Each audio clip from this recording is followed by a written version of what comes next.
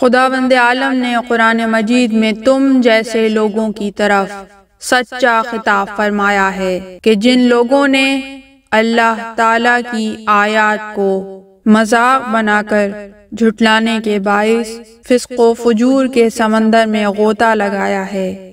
ان کی عاقبت اور ان کا نتیجہ نہایت مہلک اور قبیح ہوگا۔ اے یزید، خدا تجھ پر لعنت کرے، تو نے ہمارے اوپر اطراف عالم کو تنگ کر دینے اور مصائب و آلام نازل کر کے اسیر بنانے کے باعث یہ خیال قائم کر رکھا ہے کہ تو اللہ کے نزدیک مقرب اور ہم ذلیل و خوار ہیں۔ ایسا ہرگز نہیں ہے، بلکہ تیرے اس بے محل خوشی منانے کا باعث فقط تیرا تکبر اور تیری حماقت ہے۔